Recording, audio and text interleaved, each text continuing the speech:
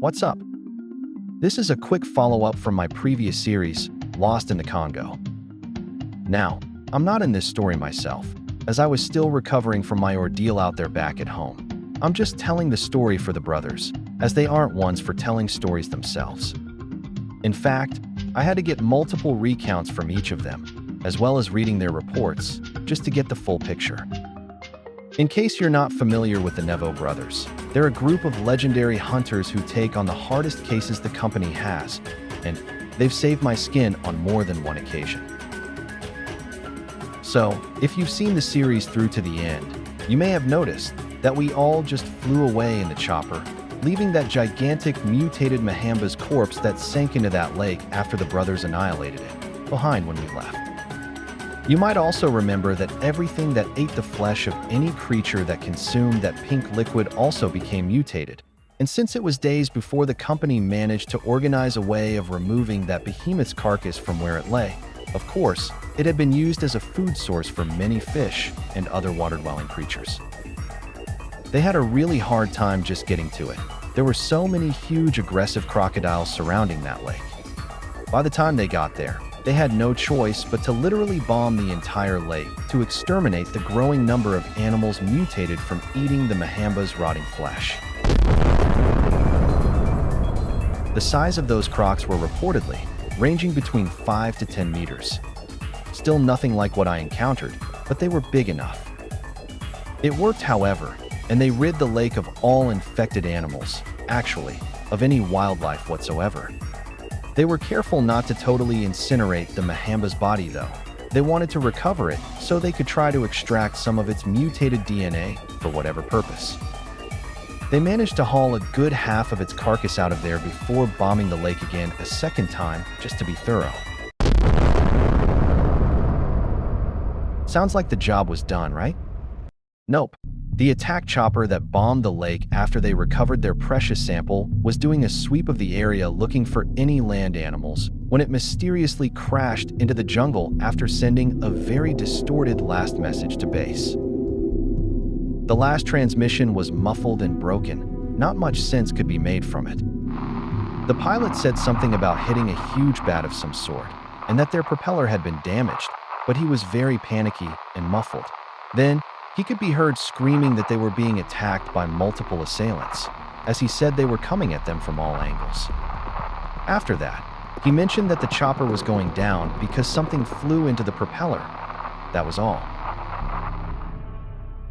It was clearly some kind of aerial creature, but what would even attempt to attack a helicopter, let alone actually take one out of the air? No bats, that's for sure.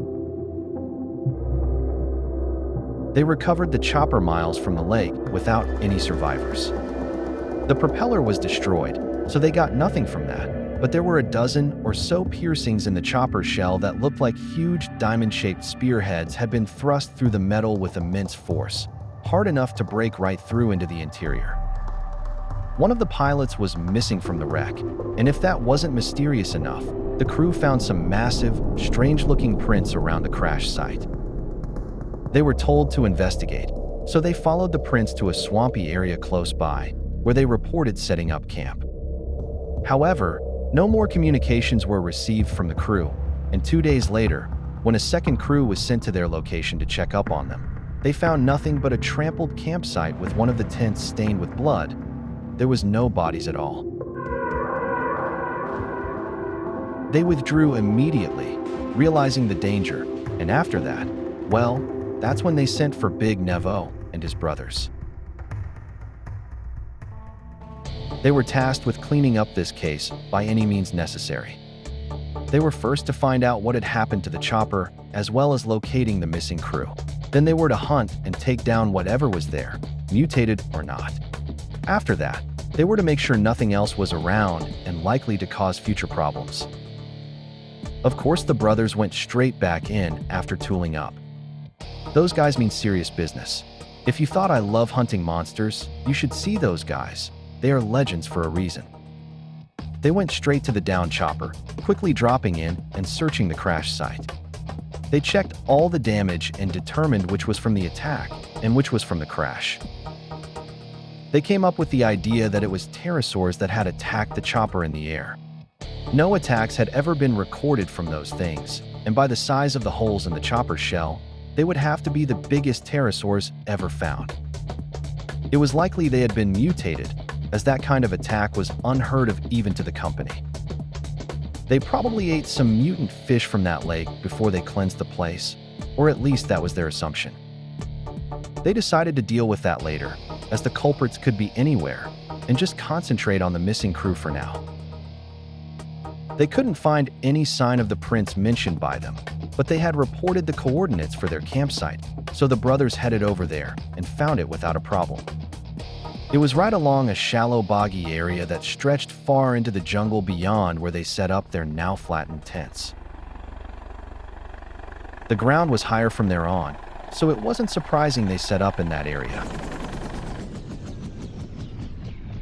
When they arrived, they found 5 completely flat tents, still full of the crew's belongings.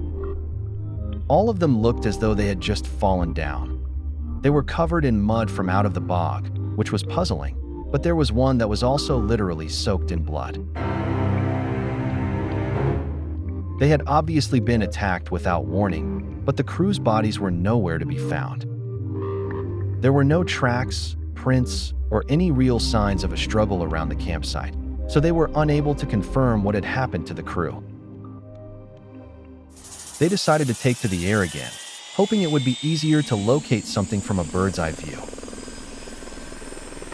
They circled around the area for the last few hours of daylight, finding nothing besides a very aggressive and oversized leopard as they got closer to that other lake, which they took down from inside the chopper before retrieving the body for analysis. They decided to spend the night in the same place the missing crew had, in hopes whatever got them would make another appearance in the area. They dropped in, sending the chopper back to base with the dead leopard. Then they set up their own tents behind the flattened ones and waited. They sat around the campfire, swigging whiskey and smoking cigars while playing poker until late. Then the rest retired, leaving Paul and Rob on first watch. The 2 guys sat by the fire chatting for a while until they heard movement in the shallow water not far out. Already having their weapons at hand, they investigated the noise to see if it was just a crocodile before waking the rest. Rob took the lead with his M60, and Paul watched his back with his M40. Both were using thermal imaging goggles. Rob approached the sloppy bog, while Paul stayed close to their camp in case he needed to alert the others. Rob couldn't see anything, not even any traces of crocs around, but as he turned to make his way back, Paul caught sight of something in the water. He watched what he first took for a large croc start heading towards them.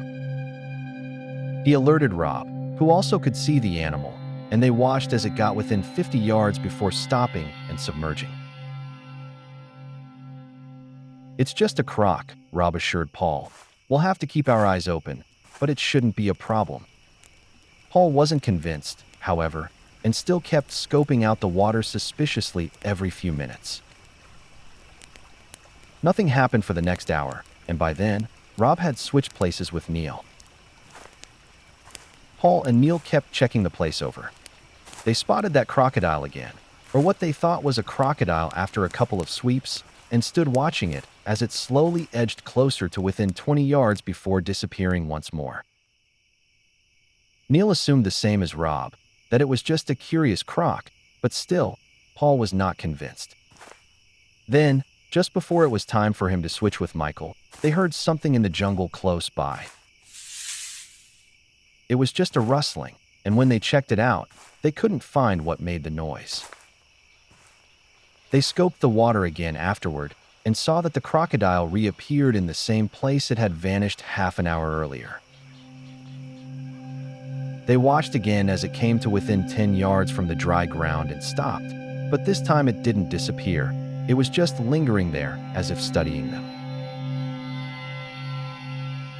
They could see him better now, and he didn't look as much like a crocodile anymore. He had a much rounder frame than a crocodile has, and his eyes could be seen shining even without the goggles. Neil started shining a flashlight in its direction to get a better look, but the second the light illuminated the creature, it instantly sank below the surface. They got only a brief view of it, but it was clear to both of the guys that it was no croc. What they saw was a reddish color with black stripes and a large elliptical yellow eye, right in the middle of the mass, as if it were just the top of a head poking up from the water. It freaked them both out, and it took a while without another sighting before they stopped searching for the creature.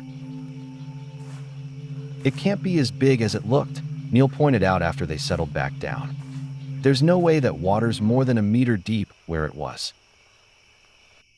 Paul was fairly skeptical, and Neil was still trying to convince him to go to sleep when they heard another rustling in the jungle, but this time coming from behind their own tent. Paul wanted to wake up the rest of the brothers, but Neil took it upon himself to check the rustling out first. He crept behind their tent and peered into the trees with the thermal imaging goggles. What he saw made him rush straight back and take Paul's advice. As he searched the area, he quickly noticed a large bipedal form complete with huge legs, a long lizard-like tail, and an oversized head, hunched over and slowly stalking around not 50 yards from their campsite. It started moving in his direction when he saw it. Quickly retreating back to where Paul stood, he caught sight of another of the same figures to the left of them, around where they heard the first rustling at around the same distance. It too was heading their way. He pointed them out to Paul before swiftly waking the rest of the brothers. They all exited the tent within seconds, gathering around the fire half-dressed, with their weapons ready and goggles on, watching the now still creatures in the jungle. Paul quickly explained to Nevo and the others exactly what was going on. They were being hunted. They could all see the creatures in the jungle. They couldn't see them from that distance, but they could bet they were smelling them. Paul also told them about what he saw in the water, and they all realized immediately what they were doing. They were surrounding them. A typical predator's tactic, not unlike a raptor in that respect, despite their size. "So, it seems they found us then," said Nevo. "Well, that saves us some time, I guess. I wish it had been the other way around, but here we are." "Paul, keep your eye on that swamp," he ordered. "Rob, you and Neil take the one coming from behind the tent. Michael, you're with me."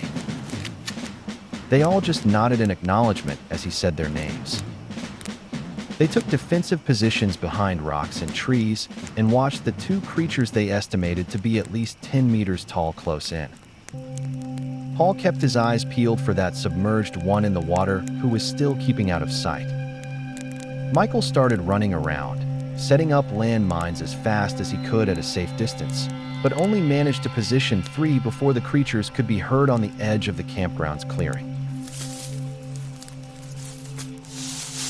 "All right, here they come. You all know the drill. Aim for the head if possible, and don't any of you dare die on me, you hear?" Michael dropped back into position and they all took aim, waiting for these monsters to come charging out at them, but they didn't. Those two just stopped at the tree line and stayed still, as if they were waiting for orders to advance. "What are they doing?" whispered Michael. "How should I know?" answered Rob. "Just keep your eyes on them." "I think I know," stammered Paul, watching bubbles rise from the water. "What?" asked Neil, turning to look at Paul as that black-striped, red-headed creature rose from the water, dripping sludge. It was crouched down, and as it stood up and stepped forward, it let out a deafening roar. It must have been knee-deep in the mud, but it still rose at least 10 meters high, towering above Paul, snarling down at him with its long snout and a wide mouth full of razor-sharp teeth as long as my arm. Its tiny clawed arms clutched right up to its chest, and its long, mostly black tail swished side to side through the mud. Rob, Neil, and Michael opened up on the beast, riddling its face and chest with holes before it got a chance to get to dry land, forcing it back into the bog, screeching as the bullets ripped into it, spraying blood everywhere. As soon as it roared, Those other two started their attack, charging straight at the group. Big Nevo began to yell orders as he opened up on the advancing threat. Positions. Now, damn it. They were almost upon them by the time everyone started firing at their designated targets. The one Big Nevo was already shooting it clipped one of Michael's mines. It went off as it ran by, blowing off half of its tail and dropping it to the ground, screaming and crawling around as he and Michael sprayed into its head until it stopped moving. The other one sidestepped as Rob and Neil fired upon it, dodging half of their rounds, roaring in pain but avoiding enough that it was still coming. They followed it with their aim while it circled around until their clips ran dry. Then, whipping out pistols almost simultaneously, they began firing again as it came back for another charge. Paul took pot shots at the one retreating into the water until he dropped it with a splash from a round in the back of the head. Then he turned his attention to the incoming giant. Those pistol rounds weren't doing much, and even when Paul sent a round tearing straight through his throat, it didn't stop him. He fell to the ground a few meters from Rob and Neil, but immediately lurched forward headfirst, snapping at them wildly, coming within inches from those two before Big Nevo lurched forward wearing his rubber knuckle dusters, connecting a hook right into the side of its lower jaw, shocking him on impact and snapping it sideways. Half its face turned black from the blast, then its head crumbled to the floor, disfigured and still. They all started laughing then, commending one another and lighting up victory cigars.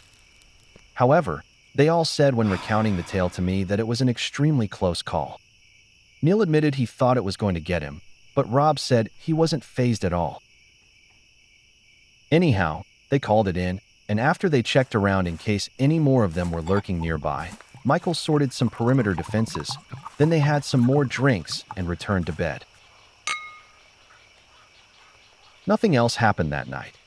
The gunfire must have scared everything away, but first thing in the morning, the cleanup crew arrived, and they had to deal with some pretty aggressive crocs that had claimed ownership over one of the dead bodies stuck in the mud. There were at least a dozen of them scavenging off the Kasai Rex corpse. They all had to be eliminated and also taken in to stop any trace of that stuff continuing to spread. But it turned out that when they tested them, neither the Kasai Rex nor the crocodiles showed any traces of the pink poison in their DNA. So it turned out they weren't infected after all. That was just how they were. The three Kasai Rex were all over 10 meters tall, but the one in the lake was the biggest. She was almost 13 meters, over 2 meters bigger than the other two, and she was the only female.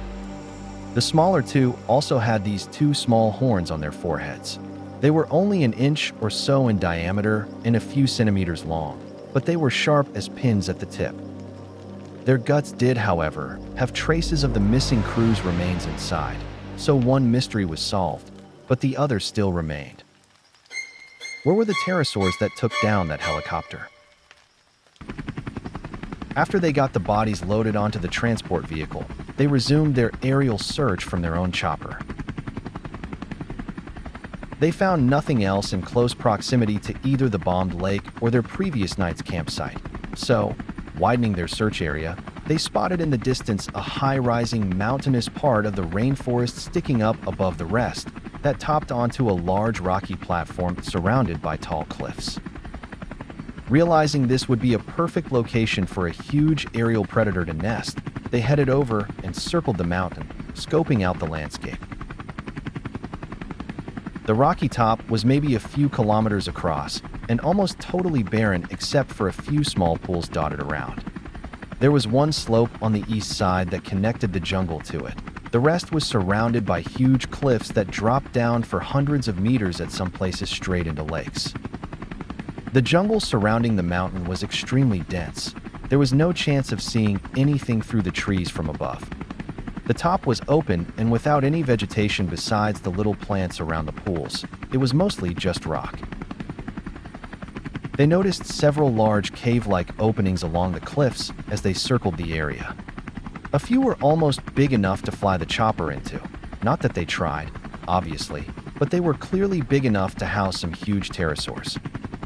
They were half expecting one to fly out while Paul scoped inside with the thermal imager scope on his M40, said Michael. But they didn't, and he couldn't pick up any heat signatures from any of the caves either. So, after circling the place twice, they set down on a levelish part of the summit and had a look around. They found dozens of decent-sized fish bones wedged among the rocks, which was out of place, seeing as the pools they saw up there were no larger than swimming pools. Nothing big enough to sustain fish of that size. They had to have been brought up there by something for lunch. That didn't necessarily mean it was pterosaurs. Even when they found half a crocodile skeleton and dozens of dung piles, they couldn't be certain it was pterosaurs because there were no nests or anything like that around. Just rocks, poop, and bones. They needed to be sure before wasting more time here, so they decided to go into one of the caves and have a quick look. If there was indeed pterosaurs here, they must be using the caves for nesting places because they certainly weren't nesting on top like a bird. So, they would go look in one of them. If there were any signs of nesting, then that would confirm it. They set up a line above one of the smaller openings and lowered Neil and Paul down to check out the cave. They pulled themselves inside the 4-meter-wide cave mouth with ease, despite the jagged edges that looked clawed, and entered the darkness. They lit up the interior with their flashlights and found themselves in a small tunnel leading to a huge chamber around 30 yards across, stretching back further than they could see.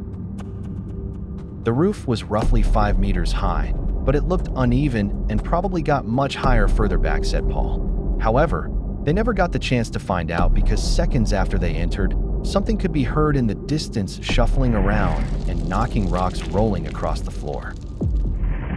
They backed up into the tunnel as whatever it was approached them, still knocking rocks flying as it got closer.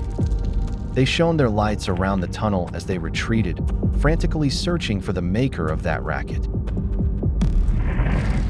They spotted the culprit when it reached the tunnel entrance and poked its meter-long, thin beak-shaped face inside to look at where the light was coming from. It was indeed a pterosaur. There was no mistaking that. No bat's head was shaped like that, with that long rear cone-shaped skull almost the same length and shape as its mouth. Both men were ready to leave. They had almost backed up to the entrance by that point, with their lights and sights on that thing. Neil started tugging on the rope to let the others know something was up before returning to aiming at the creature, which was moving its head side to side trying to look at them. It was probably blinded by our lights, said Neil. It looked super freaky though the way it was lit up in the dark. He told me it looked gray and ghostly, like some underworld demon bobbing around trying to see them. But it soon got sick of that and came crawling into the tunnel, making this horrible gurgling noise from the back of its throat. It almost filled the tunnel with its frame, which was mostly just folded up bat-like wings from what they could see. It came at them pretty fast, shuffling through the tunnel head first. The guys both opened up on it as it got inside, but the bullets tearing through its wings only caused it to put down its head and move faster. They both grabbed the line at the last minute and swung themselves from the entrance just in time, bouncing off the rocky cliff face beside the cave mouth. That thing lunged from the entrance as they hit the wall, dropping at least 20 meters like a dart before attempting to spread its wings and fly. But the bullets had damaged them so much that it was unable to sustain itself in the air, and it shakily got lower and lower while flapping them in a panic until it ended up crashing into the jungle canopy below. Paul lost grip of the rope and slipped as he bounced off the wall. Neil had to quickly throw away his weapon to catch hold of his jacket collar and skillfully swing him back up into the cave opening. He landed just inside and got to his feet, brushing himself down casually, laughing at his good fortune and praising Neil's quick reactions. Meanwhile, up top, after lowering the two guys down to the cave, Big Nevo, Rob, and Michael stood watching both the lines in case anything went wrong, and also the sky, just in case this was their nesting grounds because they were bound to return at some point if that was the case, and they didn't want to be caught unaware. Rob and Michael kept their eyes on the sky while Nevo stayed by the ropes, ready to haul the guys back up when needed. Within a minute, Michael spotted tiny dots in the distant sky in the opposite direction from where they had come in from. He couldn't make out what they were or even which direction they were flying, being so tiny, but there was a number of them. He pointed them out to Rob, who thought it was best to at least fire up the chopper, ready just in case, and sent Michael to inform Nevo while he did so. He quickly informed him, and they both stood studying the dots for a minute. Michael noticed they were getting bigger and realized they were heading their way, whatever they were. That's when they saw Neil's rope being tugged on. They were ready to come up. Nevo was about to call down when their gunfire started echoing from the cave below. "They're under attack," shouted Michael, peering over the side of the cliff. Big Nevo was already hooking himself up, ready to climb down. He was about to descend over the side when the gunfire ceased, and both ropes swung suddenly sideways, causing Nevo to slip on his backside at the edge, still holding Paul's line which he had hooked himself to. Looking down, both men witnessed the pterosaur launch from the cave mouth and fail its attempted escape, crashing straight into the jungle. They looked back at the lines and could see Neil hanging from his rope, but no Paul. A moment later, he appeared from the entrance, waving and hooking himself up to the line. "This is the place then," joked Michael, trying to lighten the fact that his two brothers were just almost dinosaur food. "Looks like it," answered Nevo as they hauled those two back up. They had just reached the top when Rob started screaming at them to hurry up and get in the chopper. "Get your asses in here now. They're almost here." They all looked up at the sky as they ran to the chopper, abandoning their lines as there was no time to pack them up. Above the chopper, they could see an incoming flock of at least 30 huge pterosaurs ranging in size dramatically. They were close, but they were very high up, a lot higher than they had ever flown in the chopper. They could have disappeared into the clouds. They were that high, Rob told me. They all hastily jumped aboard and ascended from the mountain. By that time, those things were almost above them and had begun to descend. Rob stayed low, flying meters above the jungle canopy, trying to avoid detection, but it was no use. "They must have eyes as sharp as a hawk's," he said, because they spotted them right away and took chase. They sped along as those things closed in, flying much faster than the chopper could. Within minutes, they were all around them, flying behind, above, and on both sides of the chopper. Their wingspans were massive. Even the smaller ones were at least 3 meters across. The biggest was the one flying right above them, casting a shadow over the whole vehicle. Its wingspan was easily 10 meters, and every time it beat its wings, the wind from them rocked the entire chopper, threatening to take them down. Most of them, including the giant above, were orangey red in color, but some of the smaller ones were a lot more pale and looked almost gray, like the one they encountered in the cave. "I can't keep this up much longer," called Rob from the front seat while struggling to keep the vehicle steady. "That bastard above is going to take us down any minute." Without a word, Big Nevo swung open the side door and started spraying at the small gray pterosaur in front of him. It took a few hits in the wings and body before turning away from them and dropping into the trees. "Get ready, Rob. We're going left," called Neil as the rest of them joined in the attack. There were 2 more on that side blocking their path, but they soon moved out of their way when bullets started coming at them. "Now, Rob," shouted Nevo. "Bring us about. We're getting rid of these fuckers right now." Rob started to turn as 2 of the smaller pterosaurs flying on their other flank attacked the chopper, landing on it, clinging to the side and plunging their beaks straight through its metal shell into the interior, just as they had seen on the crashed one. The helicopter wobbled in the air uncontrollably, sending the brothers out of the open door almost. It began rearing off to the left, just missing the treetops before Rob got her steady. Those 2 were still clinging on, repeatedly pecking at the walls and piercing holes with their beaks until the guys all stabilized themselves and started firing through the holes they were making. Both of them took multiple hits before falling dead from their perch on the chopper's side. One took a magnum round right in the end of the beak from Neil to finish him off. The other just fell from overwhelming bullet wounds. As they came about, the few traveling behind them rushed past again, rocking them in midair. Rob quickly got control of their bird, and the others inside, well, they were ready to go. They all started opening up on the flock now directly in front of them. Bullets rained from inside the chopper like a barrage of fire, chasing down these aerial terrors as they flew away. Wings were shredded and heads were popped as one by one they dropped from the sky until only Paul's M40 could reach them. Then, the giant who had been flying above came swooping down out of nowhere, stupidly trying to grab hold of the spinning propellers. Rob only just managed to move their chopper clear of its talons in time to avoid the dopey creature's grasp. The vehicle shook wildly as he maneuvered, forcing the occupants inside to grab onto anything to stop themselves from flying out.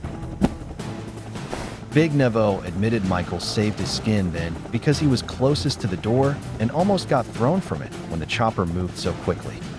It was thanks to Michael's quick reactions, grabbing his hand and pulling him back inside, that he never toppled down into the trees.